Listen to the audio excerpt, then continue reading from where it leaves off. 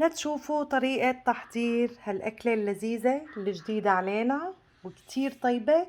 MNC وصفة رائعة، بنصحكم تجربوها. مكوناتها كتير سهلة وبسيطة.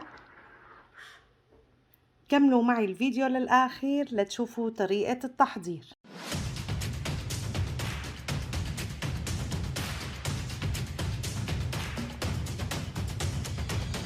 رح نجيب صدورة الدجاج ونقطعهم بهذا الشكل، هيك نعمل لهم قطع صغيرة مشان الاستواء وتلقلبهم.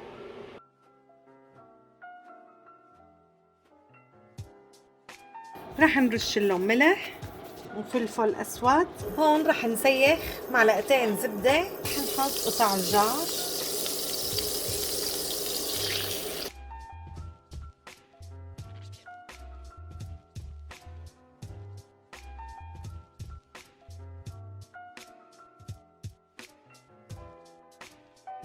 لبين ما ينقلوا الدجاجات رح نقطع حبة بصل متوسطة مكعبات صغيرة. نفرم كمان 5 اسنان توم. هلا بعد ما فرمنا البصل والثوم رح نحطهم على جنب ونكمل تجهيزاتنا للطبق. زعتر اخضر، انا استعملت نوعين زعتر، حبيت ورجيكم المتوفر. في عنا هذا النوع من الزعتر وفي عنا الزعتر هاد، اي نوع متوفر عنا فينا نستعمله. هلا رح نورق حبات الزعتر. دجاجاتنا استووا وهلا رح نقيمهم نحطهم بصحن. في حال لبكوكن وعذبوكن وما كانوا يستووا فيكن تغطوهم حتى يستووا. بهذا الزيت اللي موجود عنا هون نحن رح نحط البصل والثوم.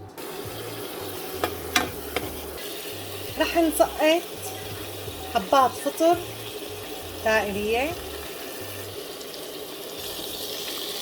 رح نسقط الزعتر الأخضر.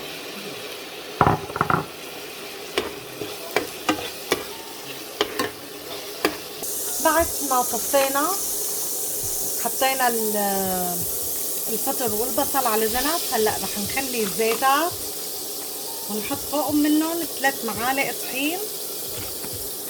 نحط لكل معلقة طحين كاسة مي. انا رح احط كاستين مي وكاسة كريمة الطبخ او كاسة حليب. طبعا كل ما منضيف منتبع منحرك ليدوب معنا الطحين اللي علينا. وهذا الصوص صار جاهز. هي على طاق المي، لسه ما حطينا الكريمة. هلا رح نحط كاسة الكريمة. طبعا بنظبط ملح، فلفل ابيض ورشة جوزة الطيب. البصل والفطر نحطهم فوق مزيجنا. وقطع الدجاج رح نقطعهم هلا بشكل طولي. طبعا رح ننوس الغاز ونخلي المزيج يغلي على اقل من مهله على انوص درجة حرارة.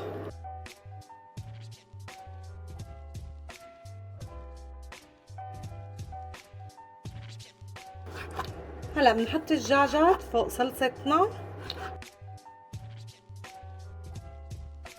نتركهم بقى يتعقدوا مدة 10 دقايق لربع ساعة وبيكون طبقنا جاهز.